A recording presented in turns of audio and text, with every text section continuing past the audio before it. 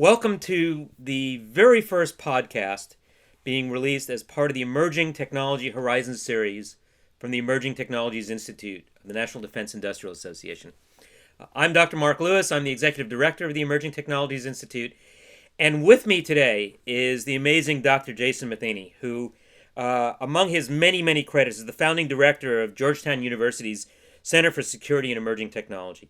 He's had a long career in and out of the government, including serving as the Assistant Director of National Intelligence, Director of IARPA, the Intelligence Advanced Research Projects Activity. Was responsible for the development of breakthrough technologies for the United States intelligence community, and before that had a career that included stints at Oxford University, the World Bank, the Physics Lab, the Center for Biosecurity, and Princeton University. And he was co-founder of two biotechnology companies. Jason's been a member of the National Security Commission Artificial Intelligence and the National Academy's Intelligence Community Studies Board, and he's the recipient of numerous awards. If I listed all the awards, we wouldn't have time for the podcast. So he's been named one of foreign policy's top 50 global thinkers, has served on numerous White House committees, and I will simply describe him as a national asset and also a very cherished dear friend. So, Jason, thank you so much for joining us on this inaugural podcast from the Emerging Technologies Institute. I'm so honored. I think, though, on my tombstone, it won't be any of the stuff that you just said. It'll just say, like, Jason Matheny, friend of Mark Lewis. That'll be it. Thanks. I'm not worthy, but we'll form our mutual admiration society after the podcast. So, good. I look forward to collecting dues. Very good. Listen, if we can dive right in, as I mentioned, you've been serving on the AI Commission. It's been working for about 2 years now, doing an assessment of artificial intelligence for national defense. I'm curious, could you give us, let's start with the question of artificial intelligence is a term that's thrown around a lot, and we hear it used often, and we hear it discussed as important as an emerging technology for national defense. But let me ask the basic question. Do you think our national leaders, and especially leaders in the national defense community, truly understand what artificial intelligence is and how it could be used, especially for defense applications? Yeah, thanks, Mark. I mean, I think our intelligence and defense leaders really are paying a lot more attention to this topic, thanks to the AI Commission and the work of the services and think tanks. I mean, I think there's just a lot more attention on this. Just to level set, AI it's a pretty broad term used to mean the use of machines to perform a range of different cognitive tasks, from planning to reasoning to perception to learning. And it's usually machine learning, and particularly deep learning, that is now the focus of attention in AI, because that's where there's been the most progress in the last several years. AI has been an interest of the national security community really since the beginning, and it's probably little accident that the people responsible for scouring through vast amounts of data at Bletchley Park during World War II were some of the most imaginative in thinking about how computers might eventually save them from all of that drudgery. And the intelligence community, I think, as a group, has been probably the earliest adopter of AI systems. Within government, I think probably the most widespread use of AI is in the intelligence community, largely by necessity. The world just has a lot more data in it, and we're now well past the point that it would have been practical for an agency of human analysts to have a sufficient number of brains or eyeballs to perform their mission. So bringing AI to intelligence problems has been a way of bridging the gap between the resources that we have and the resources that we actually need. And I think the application of AI tools to intelligence has increased pretty rapidly in the last several years, thanks to the general effectiveness of these deep learning methods, whose origins are really like decades old in the mid-1980s. But thanks to improvements in compute and the broader availability of structured data, those deep learning methods now are finding broad application. Very good. Um, a follow up. Obviously, whenever you introduce a new technology, there are going to be missteps. You try to introduce it, it doesn't quite work. We've seen some of those in artificial intelligence. Do you think we're at the point now where we're seeing artificial intelligence really becoming a tool actually a tool in the field that our analysts are using on a daily basis? Yeah, so we are having intelligence analysts use it on a daily basis, and I think it probably is even more widely used in the back office. The most widespread uses of AI are probably not the sexiest ones. They're things like supporting infrastructure, finance, contracting, logistics, the sort of enterprise AI applications to business functions. There are a lot of applications, though, of AI to speech recognition, to various kinds of text analysis, imagery analysis, machine translation, and those applications are ones that are used every day across the intelligence community. There are also military applications. I think it's likely the case that in the Department of Defense, the broadest applications of AI, again, are in the back office functions. But we also see a lot of experiments with applying AI to things like, predictive maintenance, or to simulation. And I think those applications will increase. We're also seeing AI applied to cybersecurity. That's, I think, a really important application. Some of my colleagues at CSET's Cyber AI program have done a lot of work on that topic to try to see how AI could affect our cyber defenses. Right. Absolutely. So, speaking of cyber defenses, we know in many of our emerging technology priority areas, competitors are trying to catch up to us. Arguably, in some cases, they've already caught up to us or exceeding our capabilities. And much has been written about this, especially China's investments and future plans in artificial intelligence. Can you give me your assessment? Where do you think they stand, and are they closing the gap?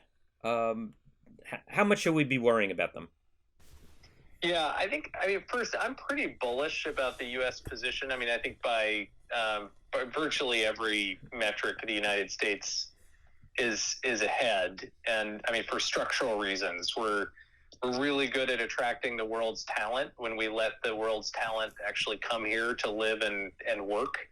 And that's a huge advantage, because most of the major advances in AI are just because smart people came to the United States to make those advances. Most of our AI workforce that's at the leading edge in the United States are immigrants. And the United States just has a real asymmetric advantage compared to China in attracting immigrants. Another structural advantage that we have is that our university system is first in the world. A third is that we have true alliances in the world. We have alliances that are built on commitments to democratic norms, as opposed to having sort of alliances that are built simply on narrow economic transactions, which is what China has. And then a fourth advantage is our role in the semiconductor supply chain, which turns out to be very important for AI, because it's becoming increasingly compute intensive. So having a central role in that supply chain gives the United States a lot of advantages. All of that said, China is closing the gap, and that's because they've made it a national priority. It has the attention and support of their senior leadership. They're spending a lot of money on trying to catch up. They're making investments in higher education. They're making investments in industry. And things that we've relied on in the past, like thinking, we're going to have a competition-driven market economy that will separate winners and losers. Well, China has seized upon that too, and although there are state-owned enterprises, there is also a highly competitive marketplace where companies have to be very inventive in order to succeed. So it's not as obvious that we can outcompete just on the basis of our economy, but instead we'll need to find these other structural advantages where the U.S. can outcompete China. I do think, based on some work that CSET has done on trying to estimate China's spending on AI, I don't think that they're outspending us significantly, but we really can't be sanguine about this. We really need to invest more than we have historically. As you know, a percent of GDP, for example, our federal R&D is at an all-time low. It's something like 0.7%. We need to significantly increase that. And we also need to make investments in these other things that I mentioned. Like, let's make sure that we increase our ability as a global magnet to draw in the best and brightest. Let's make sure that we don't lose our position in semiconductors. Let's make sure that we don't lose our position in higher education. So you just said things that I used to say all the time in the Pentagon. I mean, it was an exact reflection of many observations that I made. The importance of alliances. I used to like to point out that even though United States is number one in R&D spending and China is number two in closing the gap, the next six countries, they're all our friends and allies. So, and we build coalitions of the willing. I think you put it very well. Economic transactions driving many of their relationships. But if I can poke at a couple of threads. So you talked about the importance of the best and the brightest coming to the United States, and again, I agree with you completely. Last year in the department, we gave out our highest faculty award. It's called the Vannevar Bush Award. It's a faculty funding and gets the best and the brightest working on problems of national defense. And almost all of those recipients were either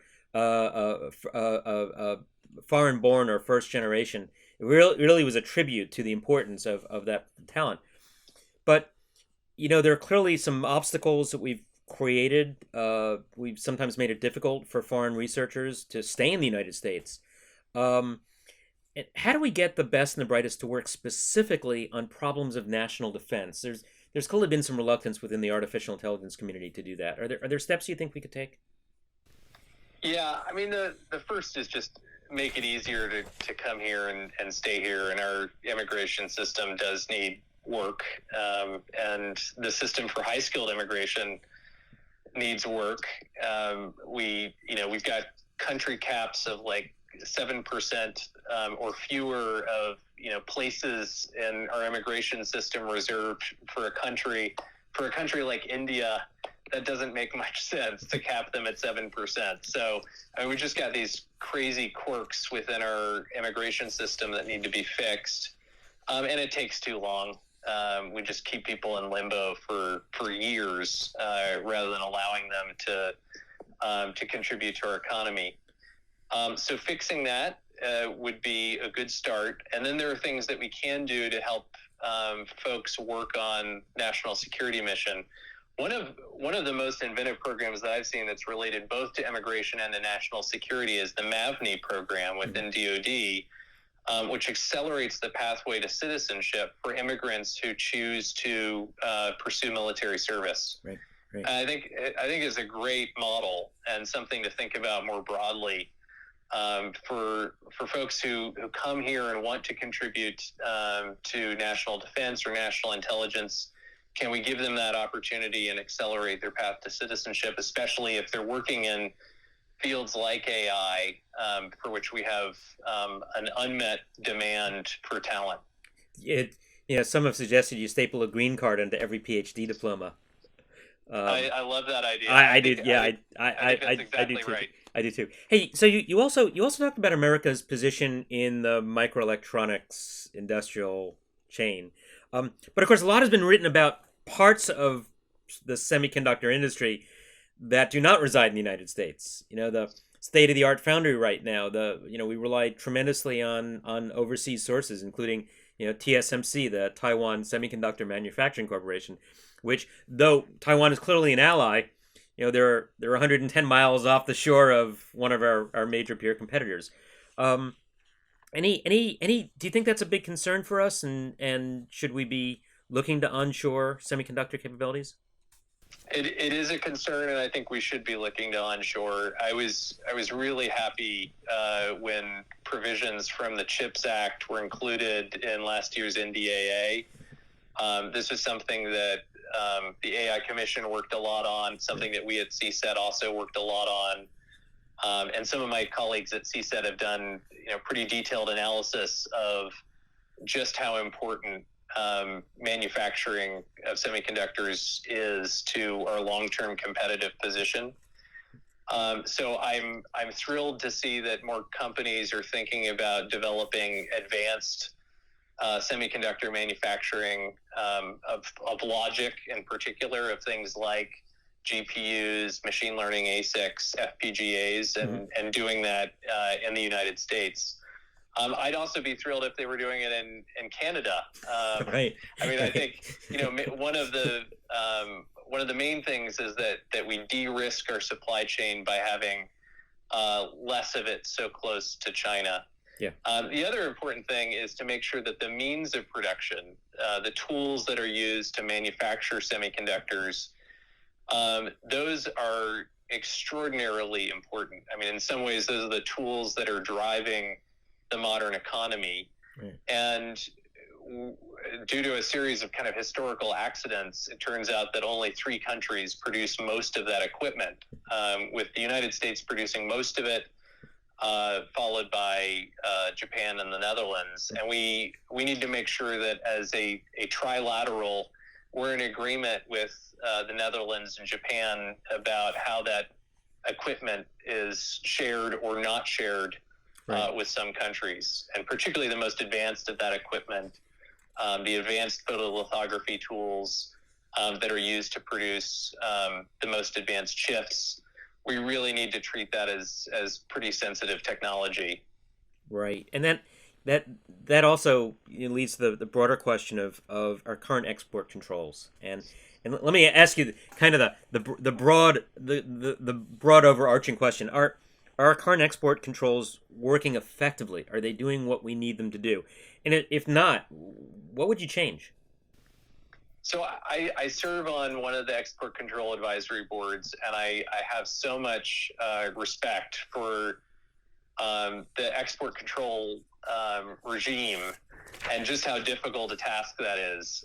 But we do make it more difficult when we try to control thousands of technologies, as opposed to choosing the choke point technologies that we think are most important and concentrating effort there.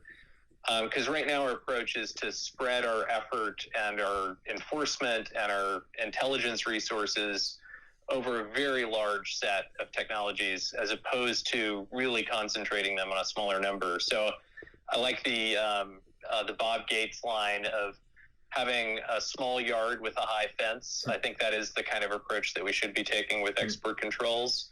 And we have to be doing it in partnership with our allies. If we have a unilateral control in which we control the export of something, but a substitute that's available from one of our allies is not controlled, all that does is hurt U.S. businesses, and it doesn't actually affect access to the technology.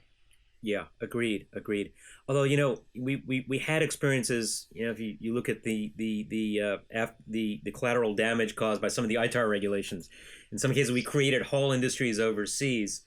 I had a colleague from India once tell me that it was U.S. ITAR regulations that was keeping his aerospace company in business, because they could sell to the world that stuff that we couldn't. So to me, it's always been a challenge. If you lock the gate too tightly, you hurt yourself. But if you open the floodgates, you're obviously also hurting yourself.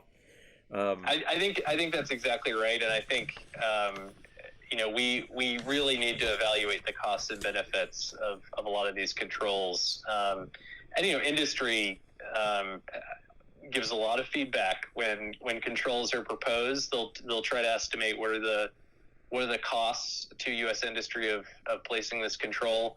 We do need to balance that with what are the benefits of that control. In some cases, the costs are going to exceed the benefits, and it's just not worth it. And as a general matter, I think our focus should be on how do we run faster as a country in order to be more competitive, rather than how do we focus on slowing down our competitor. Right. It's very rare that you're going to succeed in slowing down your competitor, but there are a few cases, particularly in things like semiconductor manufacturing equipment, where there's just such a small number of devices, such a small number of relevant companies that produce this, where a control is going to be really important. Right. And in this case, I think essential. Right. Oh, yeah, absolutely. Excellent point. But that also, leads to another really broad question. We all talk about how slow our acquisition cycles can be. And a lot of us, do what I sometimes refer to as we admire the problem. We throw up our hands and say, if only we could buy stuff more quickly.